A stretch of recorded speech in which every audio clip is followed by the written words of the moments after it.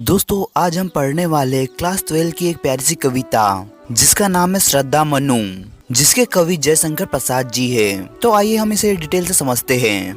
इन पंक्तियों में श्रद्धा मनु से पूछती है तुम कौन हो। वह तुलना करती है कि जिस तरह समुद्र की लहरें मोतियों को किनारे पर ला फेंकती है, वैसे ही संसार रूपी समुद्र ने मनु को इस सुनसान जगह पर ला दिया है। श्रद्धा आगे कहती है कि मनु इस वीरान जगह में शांति से बैठा हुआ है और अपनी चमक से इसे सुंदर बना रहा है। ठीक वैसे ही जैसे समुद्र तट पर पड़ी कोई चमकीली मणि वहाँ रौनक लाती है।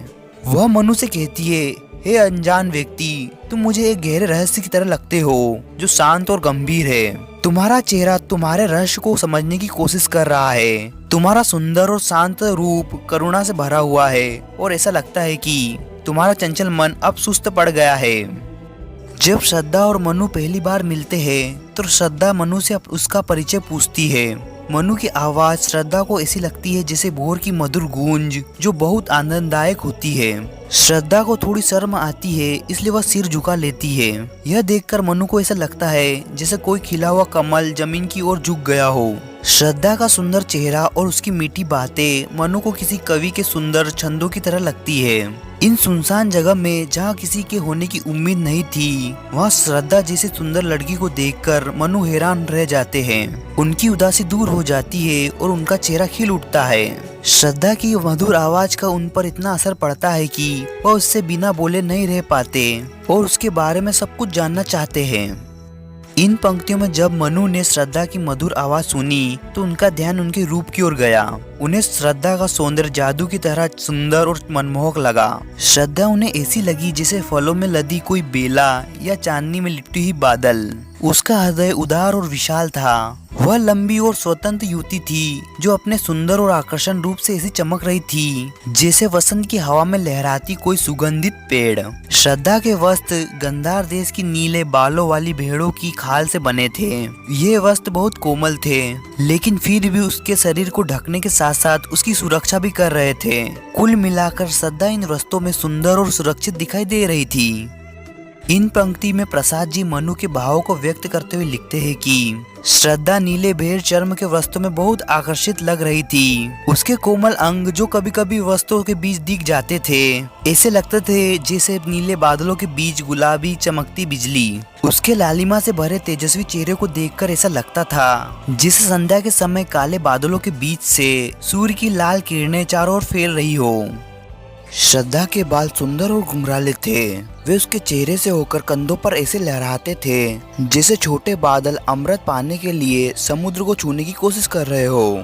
उसके चेहरे पर फैली मुस्कान ऐसी लग रही थी जैसे सुबह की हल्की सुनहरी किरण किसी ताजी लाल पत्ती पर ठहरी हुई हो। इन पंक्तियों में मनु श्रद्धा की जिज्ञासा शांत करने के लिए अपना परिचय देते हैं। वे कहते हैं कि उनका जीवन रहस्य बन गया है क्योंकि वे धरती और आकाश के बीच भटक रहे हैं। उन्हें इससे निकलने का कोई रास्ता नहीं दिखता।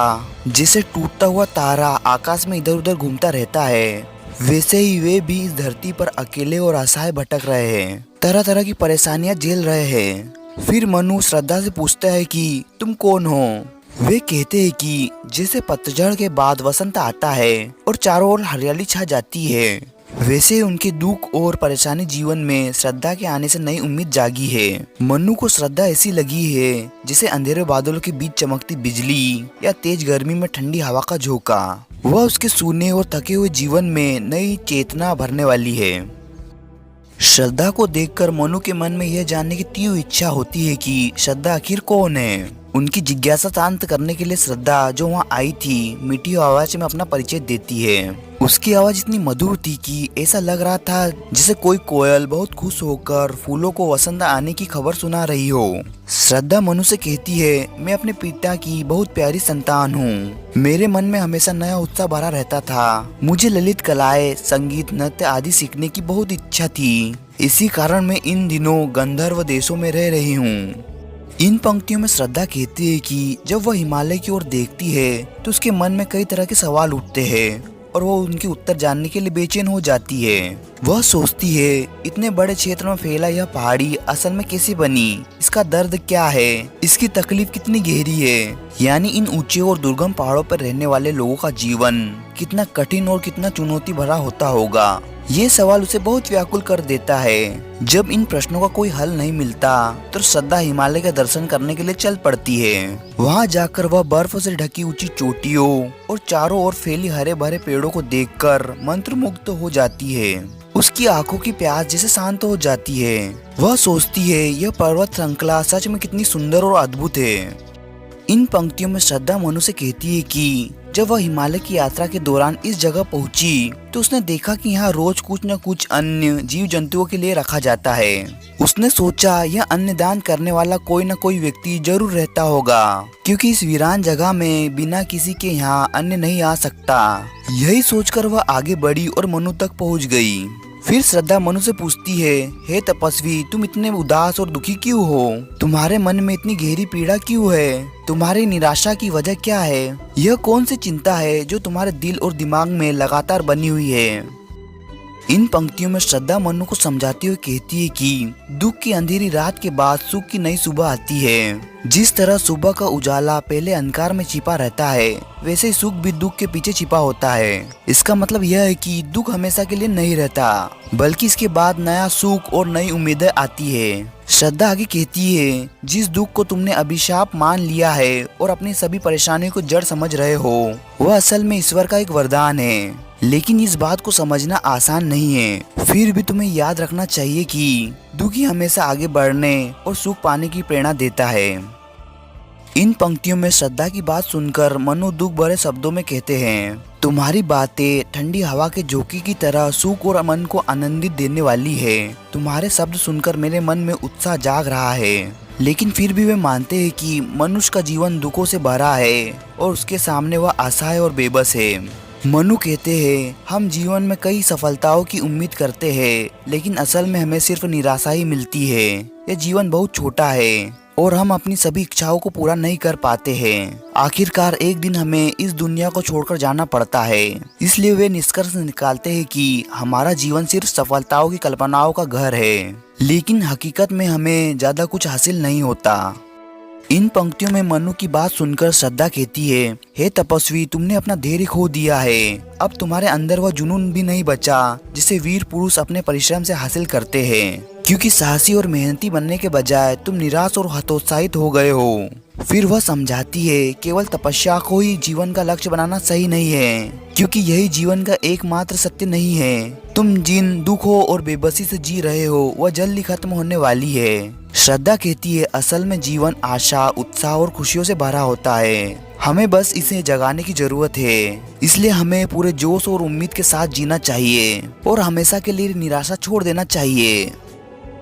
इन पंक्तियों में श्रद्धा निराश मनु को समझाते हुए कहती है कि प्रकृति कभी मुरझाई या बासी फूलों में नहीं सजती, बल्कि हमेशा ताजे और खिले हुए फूलों में अपनी सुंदरता और खुशबू बिखेरती है। जो फूल डाली से टूट जाते हैं, उनका अंत धूल में मिलकर खत्म हो जाता है। फिर वह मनु को प्रेरित करती है, इसी तरह इंसान को भी निराश और आलस छोड़कर मेहनत और आशा के साथ अपने जीवन को सफल बनाना चाहिए। श्रद्धा चाहती है कि मनु के मन में आशा की रोशनी जले। वह कहती है, तुम बस निराश और असफलता की बातें करते हो, जबकि यह विशाल धरती जो प्राकृतिक संसाधनों से भरी हुई है, हमें हर दिन मेहनत करने और आगे बढ़ने का संदेश देती है। तुम्हें इस तरह हतोत्साहित होकर जीवन नहीं बिताना चाहिए, बल्कि पूरी लगन से मेहनत करनी चाहिए और जीवन के संसाधनों का सही उपयोग करना चाहिए।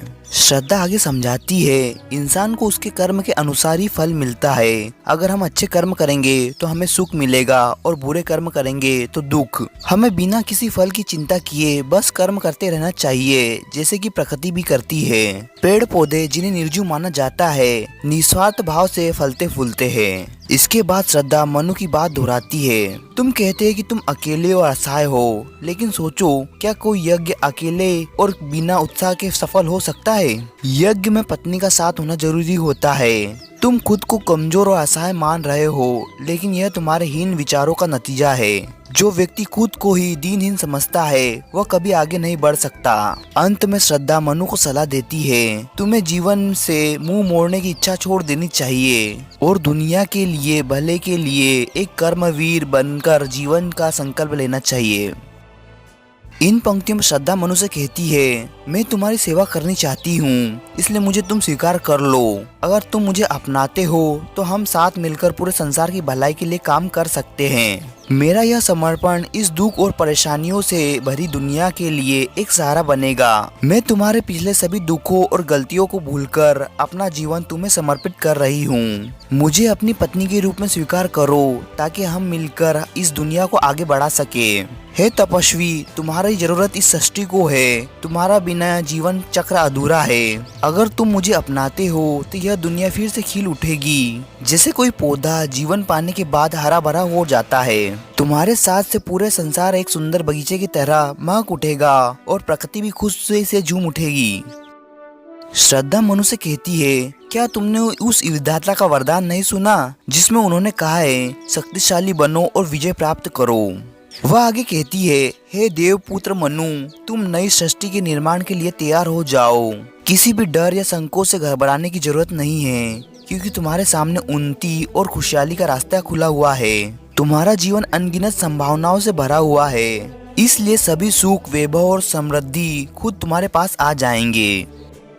इन पंक्तियों में श्रद्धा मनु को प्रेरित करते हुए कहती है कि मानव सृष्टि सभी जीवों और प्रकृति के लिए कल्याणकारी है। तुम्हें अपने कर्तव्य का पालन करके ईश्वर की बनाई इस सृष्टि को आगे बढ़ाना चाहिए, ताकि मानव वंश बढ़े और पृथ्वी अपनी पूर्णता को प्राप्त कर सके।